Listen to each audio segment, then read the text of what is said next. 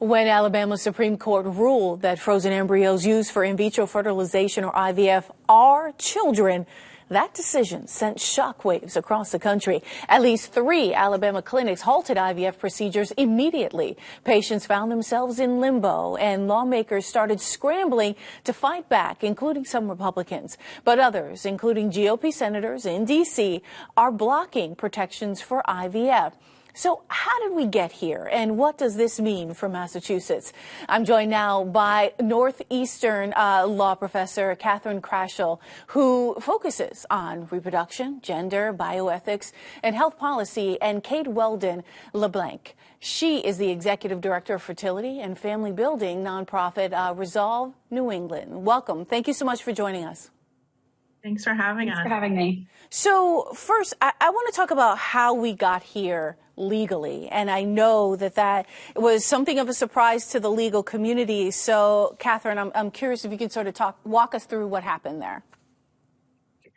Sure. So the case that made its way to the Alabama Supreme Court arose out of a few couples whose embryos were destroyed when they were accidentally discarded. And so they sued the hospital where the embryos were stored, as well as the clinic the hospital and clinic where they were stored, under a couple of theories. One is a regular negligence claim, but they also included wrongful death.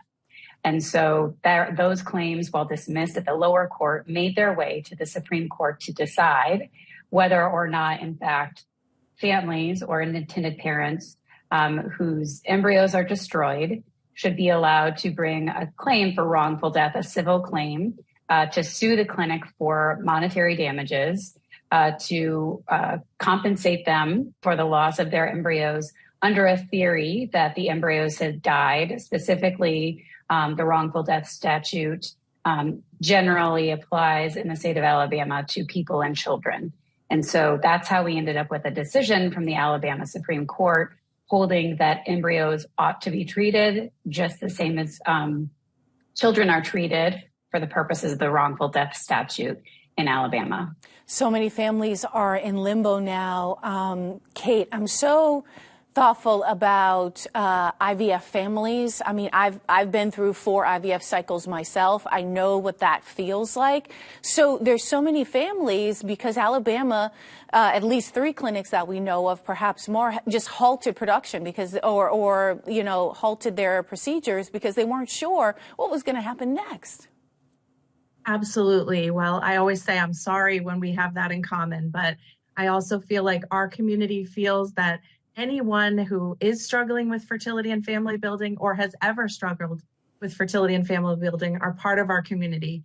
And so the biggest immediate reaction was just sorrow and worry for the patients and their providers in Alabama who are just in complete uncertainty, grief, and worry over what this means. And they literally had their treatment halted in the middle of cycles. And so first of all, this really unprecedented ruling, as always, made our hearts first go to the patients that were impacted.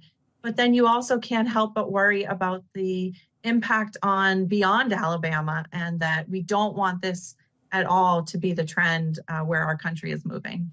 Katherine, was this something that given the political climate that we're in right now, something that we saw that was possible, was coming down the pipe perhaps because of the overturning of Roe and this concept of personhood that's protected under, legislation and other parts of the law? Yeah, certainly there have been a lot of concerns with personhood laws and things like abortion restrictions that talk about life beginning at fertilization or life beginning at conception. And the ruling in Dobbs that sort of took away any limiting principle to what states are allowed to do in the name of protecting fetal life or protecting life, embryos and fetuses, really has emboldened courts and legislatures like the Alabama Supreme Court, which we saw, issue this extreme ruling. I think that before Dobbs, they may have been able to issue the same ruling. They were certainly less restrained in doing so in the wake of Dobbs, for sure. Yeah, we actually have some sound here from Barbara Calera, the president and CEO of Resolve National, saying that lawmakers will write a roadmap for how our country protects or hinders IVF. Let's take a listen. I want to let the legislators know that the world is watching. Our country is watching. What happens here today in these offices will be looked at by the rest of the country. This potentially could be a roadmap for other states to restrict access to IVF, or a roadmap on how to protect access to IVF and family building. That's Barbara Calera there. Kate, I want to think about what families will do in terms of being able to make sure that what their rights to be able to build a family through IVF and in vitro fertilization and all of those things. What is the next move there, and how did your organization perhaps, provide support? Because we know in Massachusetts there are some significant protections here, but that may not be the case across the country. Right. Well, yes. I mean, that clip was from an advocacy day that was held yesterday at the Alabama State House. And I think one thing that all of us can do is advocate, and advocate nationally, advocate locally, because even though this decision thankfully does not impact Massachusetts today, there are things that we can do to prevent it ever happening at a broader level that will impact patients here. So we are already looking at, advocacy is already part of our mission, but we're looking at ways we can support bills that we're supporting already, like this incredibly important bill called the Massachusetts Parentage Act. We're looking at ways that can protect children born from assisted reproduction. That's something we can do now. And in terms of the individual patient families, those in Alabama, I know, are working to figure out what their solutions are.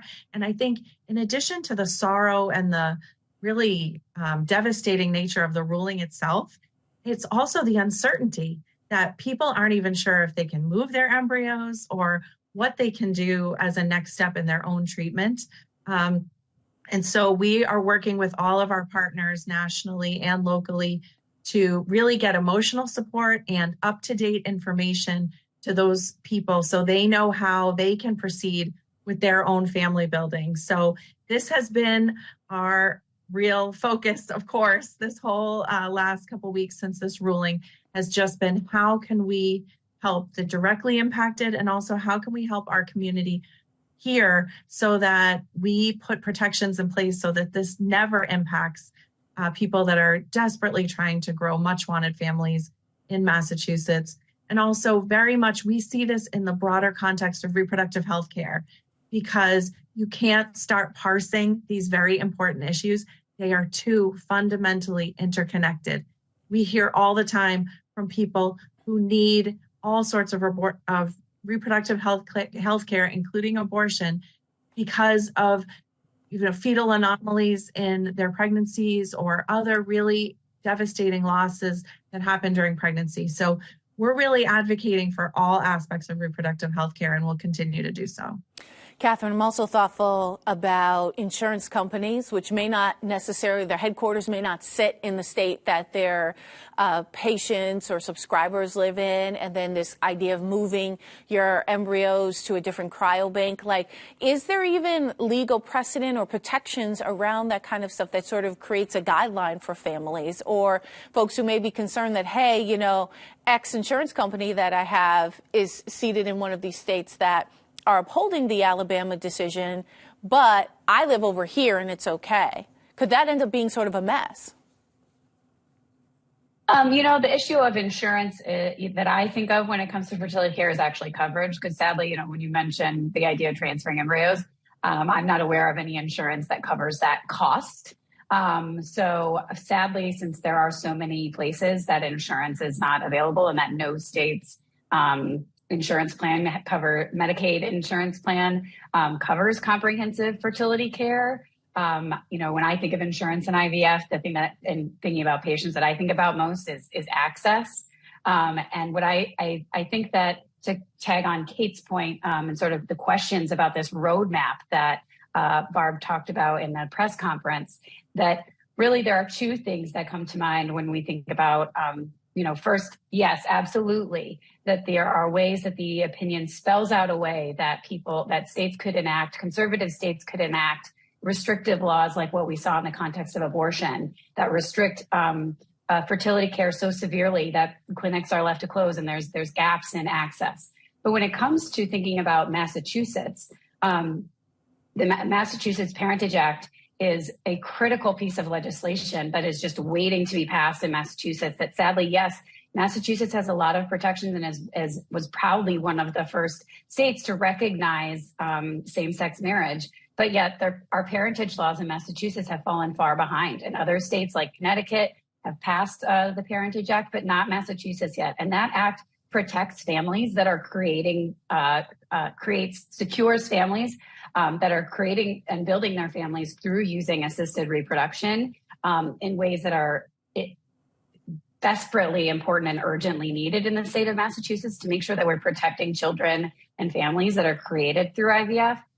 That is action that people in Massachusetts can take right now to really secure the future of IVF and to secure the families that are being made within the state today. All right, we love a call to action here. Katherine Kraschel and Kate Weldon LeBlanc, thank you so much for being with us. Thank you. Thank you. We should note that that interview was taped before the news broke this afternoon that the Alabama legislature voted to protect doctors from criminal or civil liability if embryos they help create are subsequently damaged or destroyed. We will continue to follow this story closely.